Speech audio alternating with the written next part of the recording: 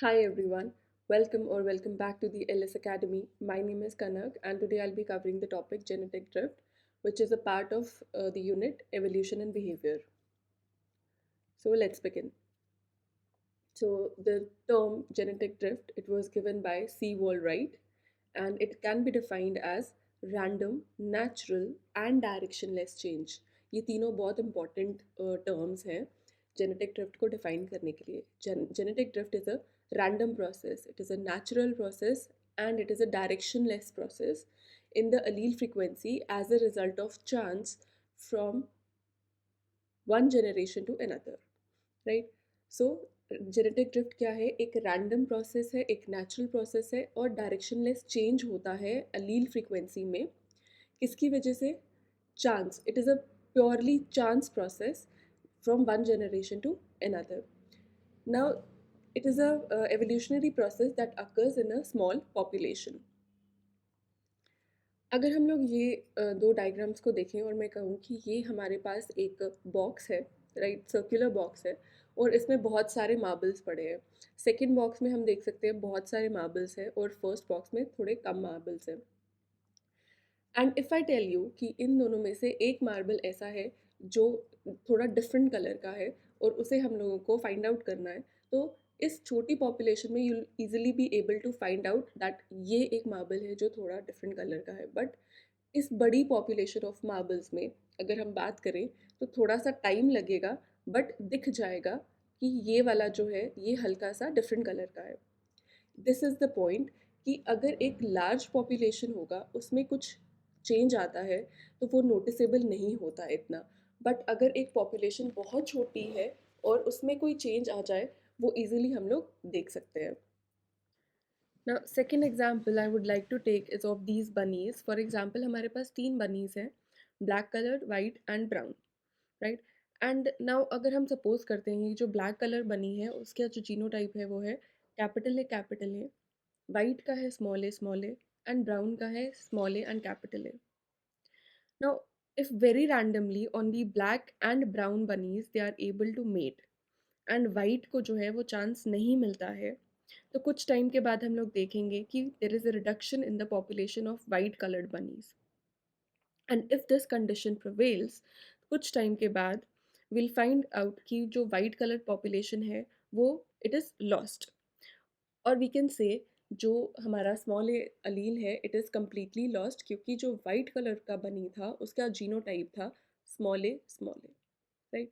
Now this justifies our definition that in a randomly mating population, that it is a random process जिसमें एक population में randomly individuals जो है वो mate करेंगे and finally it will lead to directionless change in the allele frequency.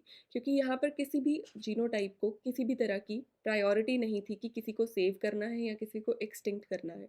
It was purely random process and a chance process जहाँ पर हम लोग देख सकते हैं कि जो स्मॉल ए जीनोटाइप है it is completely lost. Now, what are the causes of genetic drift?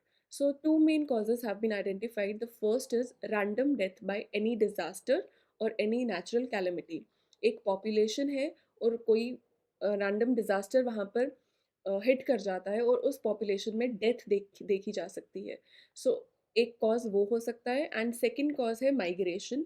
एक पॉपुलेशन है और उस पॉपुलेशन में से कुछ इंडिविजुअल्स जो है वो किसी और जगह पे अगर माइग्रेट कर दिए जाए तो वो भी एक कॉज हो सकता है जेनेटिक ड्रिफ्ट का.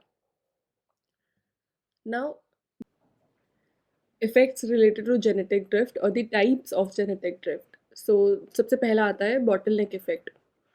नाउ जो हमने अभी लास्ट स्लाइड में पढ़ा था, जो फर्स्ट कॉज था that the reduction in the size of population due to any natural disaster, right, यही एक कॉज है बॉटल नेक इफेक्ट का. सो हम लोग बॉटल नेक इफेक्ट को डिफाइन कर सकते हैं as a phenomena of severe temporary reduction in population size followed by steep increase causing great fluctuations in the allele frequency. Now इसे हम लोग बॉटल नेक इफेक्ट क्यों कहेंगे? बेसिकली अगर हम लोग एक बॉटल लेते हैं and which is full of different coloured marbles, in marbles को हम लोग एज अ पॉपुलेशन कंसिडर करेंगे. ना अगर हम उस बॉटल को इन्वर्ट करेंगे, राइट, अगर हम उस बॉटल को इन्वर्ट करेंगे तो कोई भी कलर के कुछ मार्बल्स जो हैं वो बाहर आ जाएंगे। सो वी कैन से कि हम लोग जो नेक ऑफ द बॉटल है हम लोग उसे एक मतलब कह सकते हैं कि वो रिप्रेजेंट करता है एक नेचुरल कैलेमिटी को या फिर किसी डिजास्टर को that is faced by the population present inside the bottle. And जो मार्बल्स बाहर आएंगे those are the individuals that survived the natural calamity, right? Now ये जो survived population है, it has the ability to grow itself, but the problem is ये जो population है अब इसमें inbreeding होगा and the population would not be able to represent the actual population में कौन कौन से alleles present थे, right? फॉर एग्जाम्पल यहाँ पर हम लोग बहुत सारे कलर्स देख सकते हैं, ग्रीन देख सकते हैं, ब्लू देख सकते हैं, डार्क ब्लू देख सकते हैं, ऑरेंज देख सकते हैं, बट जब इस बॉटल को इन्वर्ट किया गया दैट मीन्स इस पॉपुलेशन ने कोई नेचुरल कैलेमिटी को फेस किया, सिर्फ ये ब्लू एंड ऑरेंज कलर के जो मार्बल्स हैं हम लोग देख सकते हैं, दैट मीन्स सिर्फ ये जो इंडिविजुअल्स थे ये सर्वाइव कर पाए, इन्हीं में इन ब्रीडिंग हुई और इंक्रीज हो गया वापस पॉपुलेशन का।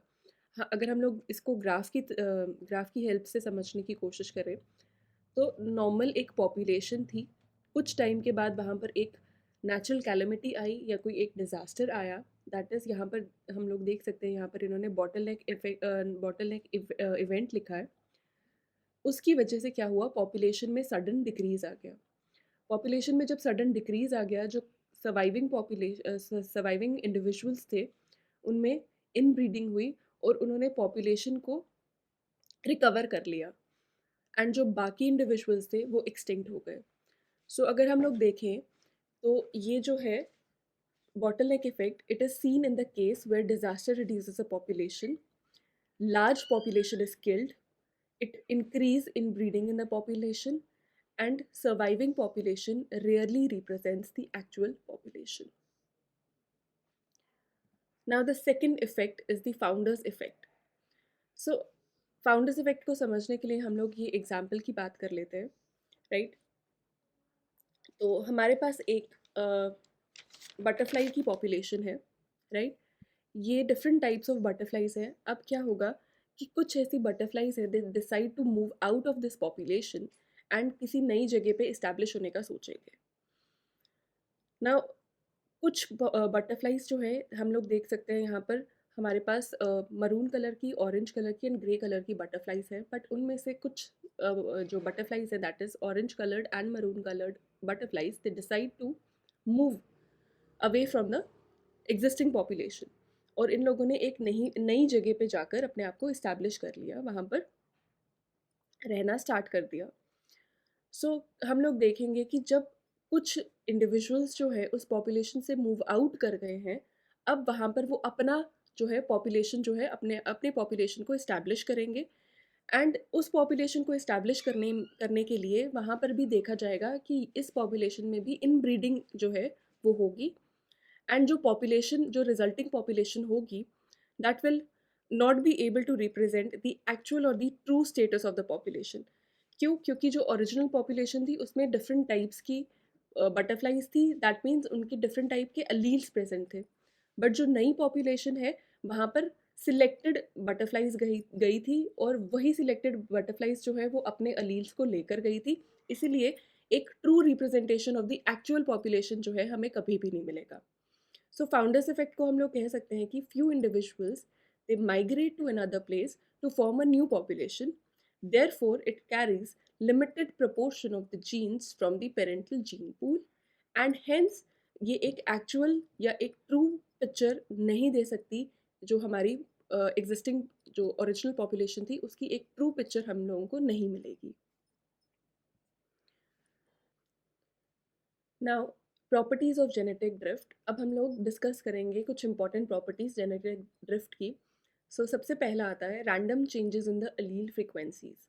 हम लोगों ने अभी जो पिछला सारा डिस्कस किया उसमें आई होप आप लोगों को समझ आ गया होगा कि किस तरीके से जेनेटिक ड्रिफ्ट की वजह से अलील की फ्रीक्वेंसी में चेंज आता है। Second is act to eliminate genetic variation. जिस तरीके से हम लोगों ने अभी bottle neck effect and founders effect देखा, उनका एक तरह से ये रिज़ल्ट है कि जो जेनेटिक वेरिएशन था उसमें एलिमिनेशन देखा गया है। The third point is it occurs only in small population. This is very important point that is जो जेनेटिक ड्रिफ्ट है वो सिर्फ पॉपुलेशन स्मॉल पॉपुलेशन में देखा जा सकता है। Next is it can lead to homozygous condition. क्या होता है, जिस तरीके से अलील की फ्रीक्वेंसीज जो हैं वो चेंज होती हैं, क्या होगा कि एक टाइम पर जो होमोजाइगस कंडीशन है सिर्फ वही रह जाएगी और हेट्रोजाइगस जो है वो एलिमिनेट हो सकती है। It can cause harmful allele to be fixed in a population. Harmful allele for example हमारे पास एक कोई हार्मफुल अलील है जिसकी जो जीनोटाइप है वो है स्मॉल ए। अब क्या होगा कि जैसे ही या तो पॉपुलेशन अगर माइग्रेट करेगी या फिर अगर पॉपुलेशन में कोई नेचुरल कैलेमिटी जो है वो हिट कर जाती है, इन ब्रीडिंग हम लोगों ने बताया था कि इन ब्रीडिंग होगी, उस जो रिमेनिंग पॉपुलेशन है उसमें इन ब्रीडिंग होगी। इन ब्रीडिंग की वजह से कुछ टाइम के बाद देखा जा सकता है कि जो स्मॉल ए अलील जिसको हम लोगों ने एक हार्मफुल अलील कहा है, वो कुछ टाइम के बाद एक पॉपुलेशन में फिक्स हो जाएगा जिसकी वजह से एक डिजीज उस पॉपुलेशन में आ सकती है।